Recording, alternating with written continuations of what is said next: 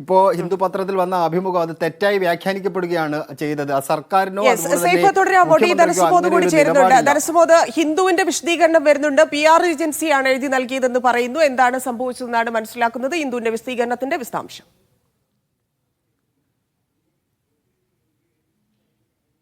ധന്യ, മുഖ്യമന്ത്രിയുടെ അഭിമുഖം ഇപ്പോൾ വിവാദമായതോടുകൂടിയാണ് ഇപ്പോൾ ക്രോസ് ചെക്ക് ചെയ്തതിനു ശേഷം ഹിന്ദു പത്രം നിലപാട് വ്യക്തമാക്കിയിരിക്കുന്നത്. അവർ അറിയിച്ചിരിക്കുന്നത് ഇത് മുഖ്യമന്ത്രിയായി നേരിട്ട് ശോഭന നായർ നടത്തിയ വാർത്ത ഈ അഭിമുഖത്തിൽ ഉൾപ്പെട്ട ഭാഗമല്ല ഇപ്പോൾ വിവാദമായിരിക്കുന്നത്. അതായത് ഈ മലപ്പുറം പരാമർശം മാത്രമല്ല, ഇതൊരു സംസ്ഥാനത്തിനും രാജ്യത്തിനും വിരുദ്ധമായി ഈ പണം ഉപയോഗിക്കുന്നു തുടങ്ങിയ കാര്യങ്ങൾ മുഖ്യമന്ത്രി അത് നേരിട്ട് പറഞ്ഞതല്ല, ഈ അഭിമുഖത്തുമായി പറഞ്ഞതല്ല, അത് പിന്നീട് PR ഏജൻസി വഴി എഴുതി നൽകിയതാണ് എന്നുള്ളതാണ് ഇപ്പോൾ അവർ ചൂണ്ടിക്കാണിച്ചിരിക്കുന്നത്. മാത്രമല്ല, അവർ നിരുപാധികം മാപ്പ് പറഞ്ഞിരിക്കുകയാണ്. മാധ്യമ ധാർമ്മികത ഉയർത്തിപ്പിടിച്ച് പ്രവർത്തിക്കേണ്ട ഒരു പത്രം ഇത്തരത്തിൽ മാധ്യമ ധാർമ്മികതയ്ക്ക് എതിരായി പ്രവർത്തിച്ചതിൽ ഇപ്പോൾ ക്ഷമ ചോദിച്ചുകൊണ്ടാണ് ഹിന്ദു ഇക്കാര്യത്തിൽ നിലപാട് വ്യക്തമാക്കിയിരിക്കുന്നത്.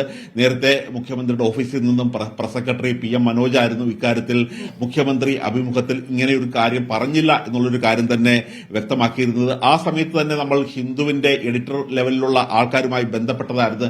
നിരവധി മലയാളികൾ തന്നെ ഈ എഡിറ്റർമാരായി തന്നെ ഇവിടെ പ്രവർത്തിക്കുന്നുണ്ട്. ഈ അഭിമുഖം എടുത്ത ശോഭന നായർ തന്നെ ഈ ഡൽഹിയിൽ തന്നെ അറിയപ്പെടുന്ന ഒരു മാധ്യമ പ്രവർത്തകയാണ്.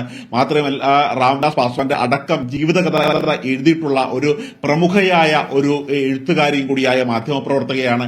അങ്ങനെ ഒരാളുടെ ഭാഗത്തുനിന്ന് എങ്ങനെയാണ് ഇത്തരത്തിലുള്ള പിഴവുണ്ടാകുന്നത്? ഒന്നുകിൽ മുഖ്യമന്ത്രിയുടെ ഭാഗത്തുണ്ടായ പിഴവ്, അല്ലെങ്കിൽ ഹിന്ദു പത്രത്തിന്റെ ഭാഗത്തുനിന്നുണ്ടായ പിഴവ് എന്ന തരത്തിലായിരുന്നു അപ്പോൾ എത്തിച്ചേർന്നിരുന്നത്. ഇപ്പോൾ മുഖ്യമന്ത്രിയുടെ ഓഫീസ് തന്നെ വളരെ ഉറച്ചു നിൽക്കുകയായിരുന്നു. മുഖ്യമന്ത്രി ഒരു കാരണവശാലും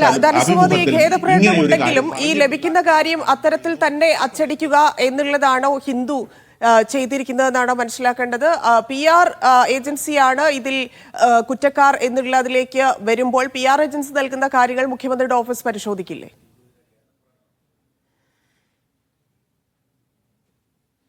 ഇപ്പോൾ PR ഏജൻസി നൽകിയിരിക്കുന്ന കാര്യത്തിന് അതിന് നേരിട്ടുള്ള ഒരു ധാർമ്മികമായിട്ടുള്ള ബാധ്യത ഉണ്ടാകുന്നത് ഹിന്ദു പത്രത്തിന് തന്നെയാണ്. സാധാരണ കുറച്ച് ഒരു പതിറ്റാണ്ടോളമായി ഇപ്പോൾ പല വാർത്തകളും പല അഭിമുഖങ്ങളും രാഷ്ട്രീയ നേതാക്കന്മാരുടെ സംഘടിപ്പിക്കുന്നതിന് ഈ PR ഏജൻസിക്കാർ തന്നെ പലപ്പോഴും ഇടനിലക്കാരായി നിൽക്കുന്ന ഒരു രീതി ഡൽഹിയിലും മുംബൈയിലും ഉൾപ്പെടെയുള്ള പ്രധാനപ്പെട്ട നഗരങ്ങളിലെല്ലാം ഈ തരത്തിലുള്ള ഒരു PR ഏജൻസി വഴിയാണ് പലപ്പോഴും രാഷ്ട്രീയ പ്രവർത്തകരുടെ അല്ലെങ്കിൽ രാഷ്ട്രീയ നേതാക്കന്മാരുടെ അപ്പോയിന്റ്മെന്റുകൾ എടുത്തു കൊടുക്കുന്നതും അവർ ഉദ്ദേശിക്കുന്ന തരത്തിൽ ഒരു വാർത്ത അല്ലെങ്കിൽ അവർ ഉദ്ദേശിക്കുന്ന തരത്തിൽ ഒരു പ്രതിച്ഛായ നിർമ്മാണത്തിനുള്ള ഒരു വാർത്ത നിർമ്മിക്കുകയും ചെയ്തിരിക്കുന്നത്. അതുകൊണ്ട് തന്നെ പലപ്പോഴും മാധ്യമ പ്രവർത്തകർ ഇന്റർവ്യൂ എടുത്തു പോയതിനു ശേഷവും പലപ്പോഴും ചില മാറ്റങ്ങൾ കൂടി ഉൾപ്പെടുത്താനുണ്ട് എന്ന് പറഞ്ഞ് PR ഏജൻസികൾ വാർത്തകൾ അധികമായി നൽകുന്നത്, കൂട്ടിച്ചേർക്കാനുള്ള വാർത്തകൾ നൽകുന്നത് പതിവാണ്.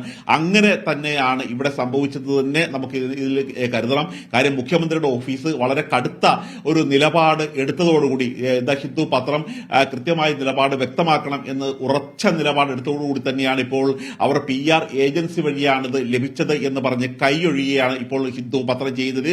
എങ്കിൽ പോലും അവർക്ക് ഈ ഹിന്ദു പത്രത്തിന് ഈ നിലപാടിൽ നിന്നും മാറി നിൽക്കാൻ കഴിയാത്തത് കൊണ്ട് തന്നെയാണ് അവർ ഇപ്പോൾ ഇക്കാര്യത്തിൽ മാപ്പ് കൂടി പറഞ്ഞിരിക്കുന്നത്.